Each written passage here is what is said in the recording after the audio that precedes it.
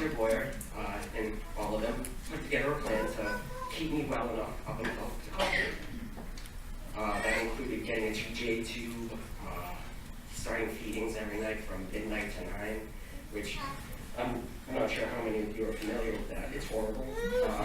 It's basically baby food that you pour into an IV bag and it gets pumped into your stomach. It's the worst. And I started the process of evaluation. So, all these different tests, bone density tests, cardiac catheterizations. When I was in the hospital for one of my stays, I actually got this cardiac catheterization, and I was very nervous about it the night before, as one is before, a catheter is stuck in an artery right next to your groin. But I went to sleep that night just, tense. So I wake up the next morning, and all around my room are pictures from the internet printed with funny captions, changed to suit a cardiac catheter joke that, puns and all this other stuff.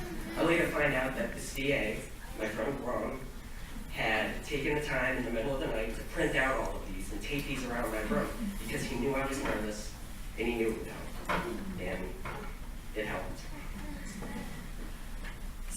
After that, I kept on going through the process, and in August of 2013, I was listed.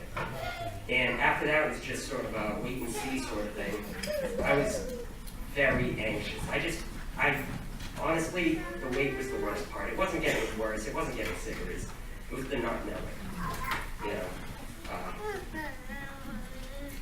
So, excuse me.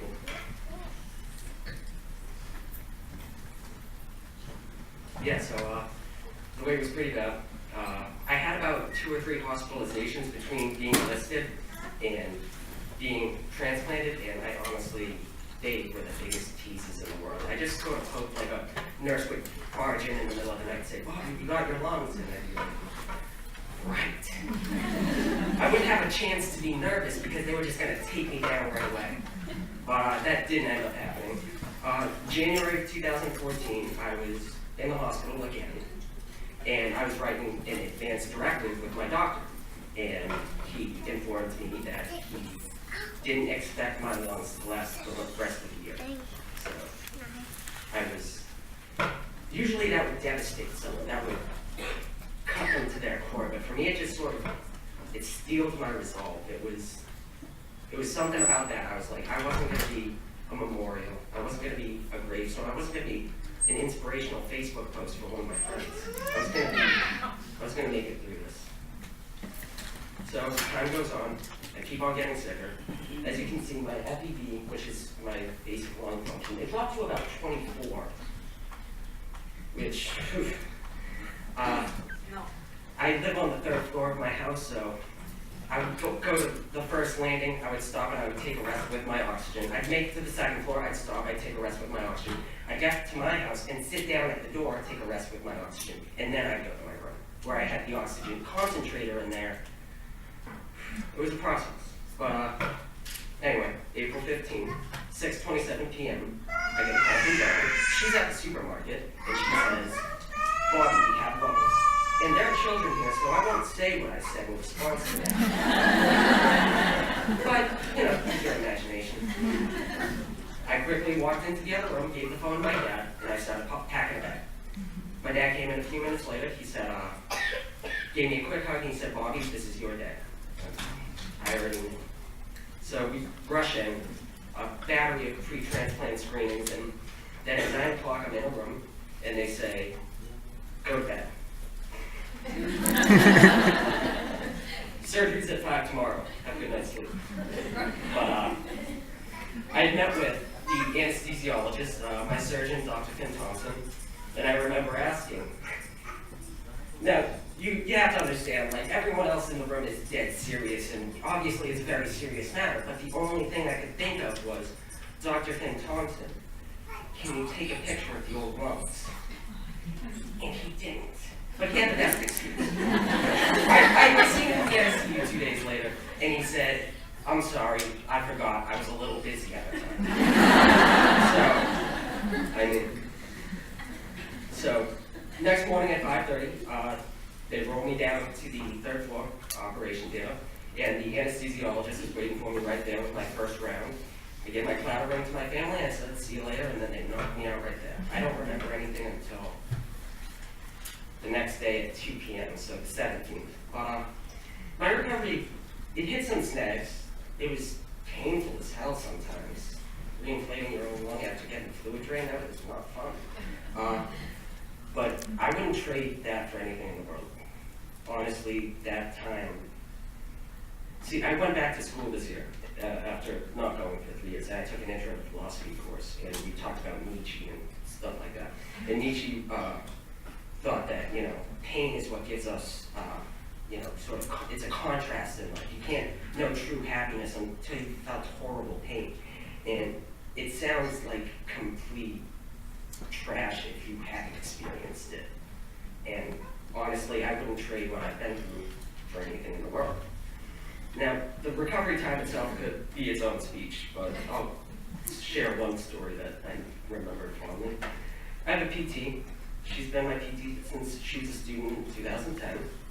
Her name's Jamie. She's right there in the purple headband if you want to look at her. And I don't really have a good relationship with PTs because they come into your room at 9:30 in the morning and they expect you to be up. Jamie didn't really seem to mind my place of humor, and we just clicked, sort of. But she promised me before a transplant, because she had told me about another patient who had a younger child who had a transplant, a lung transplant. And for PT, instead of walking on the treadmill, they got to do a lightsaber fight. And I immediately became jealous. And I made her promise. I said, you're gonna do this. And she was like, yeah. Lo and behold, one of our last sessions together, she comes in with 2 lightsabers, and I was touched. But then I promptly mopped the floor with her. That Jedi duel did not last long. Thanks, Jamie. But, this transplant has given me new lungs, but it's also given me new eyes. I'm going back to school for the first time since 2012. I'm finishing my associates in a month. I'm going to Curry College in the fall. I work out 4 days a week. God, if you had told me a year ago where I'd been, I wouldn't have believed you. It didn't seem like a real option at the time. I didn't used to plan for a future because I didn't think I would have one. And now I can. And it's the greatest gift I've ever been given. And in case you hadn't noticed, there's a little bit of a theme here. It's that my recovery is not my own. It's my face. I'm the person you see. I'm the person who you say, oh, how could you do something like that? You're so strong. Well, yes, I am. I wouldn't be here without the people who got me here.